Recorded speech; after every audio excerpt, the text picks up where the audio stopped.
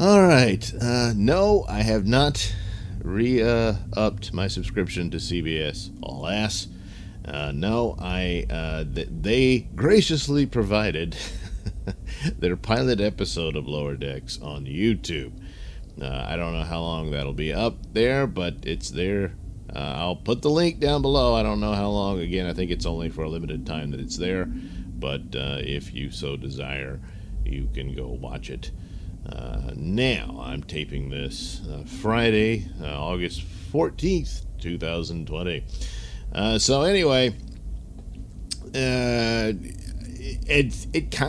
nothing really surprised me about it, and I just by judging the trailer, I thought, well, this might actually be their best effort. But that's not saying much at all. So it was, in some ways, it was not as bad as I thought it might be, but it's as a comedy, it's just very dull. And a lot of it's just very predictable jokes, and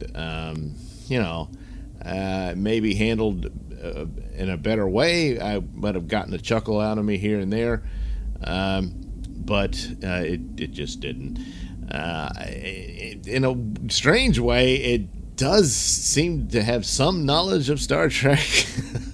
As opposed to both seasons of Discovery and season 1 of Picard, which both shows seem to want to do anything but Star Trek. so there's elements of it. It appears to, if this is to be counted as anything, I don't know, but at some point, either within or a little beyond the era of Next Generation, it's outfitted that way.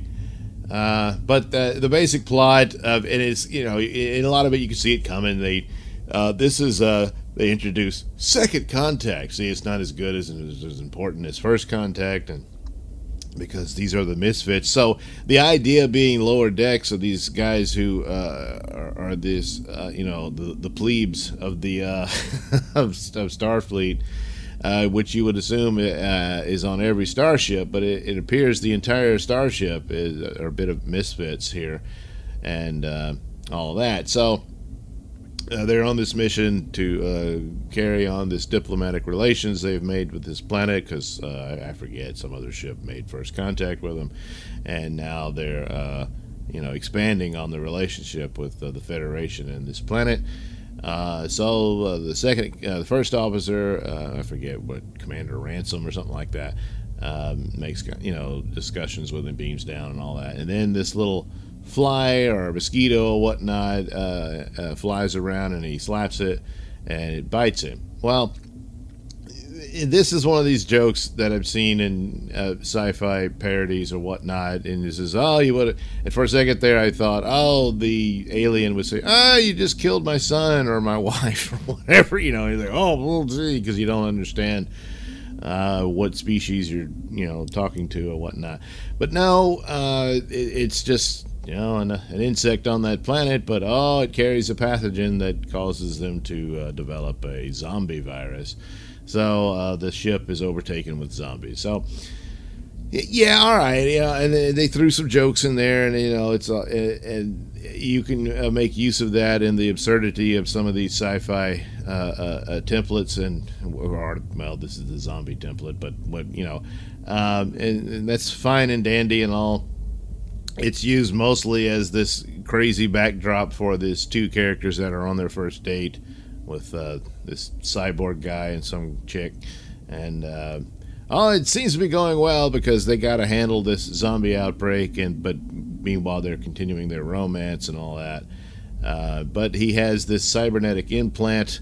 They don't really specify if was he infected by the Borg, or is this just something they do? Apparently it's just something they do. And him, I thought he would be one of these boring characters, because he's a black man. They do that a lot today in programs. They reduce them down to these very boring, flat characters. Now, there was some effort made for him here. And because of his implant, he can't really think for himself. It's really quite a sad and horrible situation there. because the date seems to go very well, except he immediately loses interest in any kind of a sexual interest in her when she makes the first move, and he just doesn't respond and all that. Then it seems like he's really more compatible with this new girl that's introduced to the crew, the green girl. I forget her name, sorry. But they're more compatible, but I take it she's a lesbian. I'm not sure. She didn't seem to be all that. Because there's a scene where she's in the holodeck with the main hero of the show, who turns out to be the captain's daughter. She has a pornographic hologram of naked men working out in the gym, and Green Girl doesn't seem to take to that. I don't know if that's a clue that she is a lesbian. She doesn't really make any comments to suggest she is or anything, or if she did, I missed it. But you can't just go by the haircut. so I don't know. Maybe her and the cyborg will hit it off because they're both really stupid and into science and crap. She's basically the Tilly of the show. The template is still being used there. So of course the main, I'm already forgetting the girl. Oh, Mariner, that's who it was. She's the Michael Burnham, except she's actually a better rounded character than Michael Burnham. She has personality and can act. Yeah, I know it's a cartoon, but the voice actress does it and all that. So she's there to be this drunken idiot who violates every regulation and would have been booted out. So it's not believable in a normal Star Trek series. She would have been booted out of the service pretty quick. But she's there to humiliate the other main male character, the purple-headed guy who Bowden or something like that. I forget. It doesn't matter. I'm not going to see the rest of it. And there was almost this attempt there of this relationship between them. I don't know if they're going to be a romantic couple at some point, but she'll just force him to. The captain, who turns out to be her mother, assigns him to spy on her, basically, and report back to her that did she do any violations, because apparently she's very disappointed and hates her daughter and wants her off the ship. And so here again, violating Federation and Starfleet codes and sense of honor and whatnot, he lies to the captain at the end and tells her that everything's fine when it wasn't. But it's just a joke. It's a comedy. So, yeah, I guess you could just write off all that kind of stuff. But, it's a really terrible lesson because she's an awful person, really. They do this scene where he suspects she's selling Federation technology to the locals, and he jumps on her, and he thinks it's all weapons and whatnot, but he's mistaken. It's just gardening tools, a shovel or what have you. But had some sort of computerized element on it, so technically he was still right.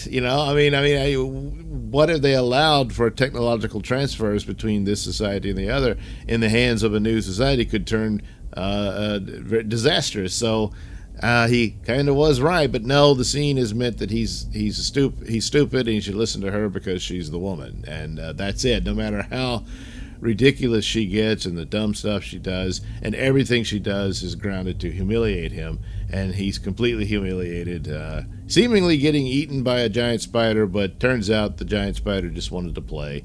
And as luck would have it, the saliva, the slimy pink stuff from the spider, is the cure for the zombie virus on the ship. So there you go. And the doctor's an angry cat. And apparently Green Girl will be working for the sick bay, I guess, because at one point she has to pump a guy's heart while it's hanging out of his chest from a gaping wound. And so, stuff like that. It just threw in wild, crazy stuff and say, isn't that ridiculous? It's funny, isn't it? Well, I suppose it could have been, but so all in all, I didn't hate it as per se, and easily the best Secret Hideout has produced because the other shows are horrible, and this one is just kind of stupid and a little silly here and there, and some people might actually like it. It's not for me, but yeah, they might be taking. I just don't think it's enough to get anyone to sign up. They probably should have put this on television, or Nickelodeon or whatever. They're supposed to do another one for Nickelodeon, but I don't know if maybe that's supposed to be a serious one. I don't know. They'd have to cut out some of the sexual innuendos and cuss words. They do bleep the cuss words, at least on this YouTube version. I don't know how it is on the CBS All Ass, but there it is.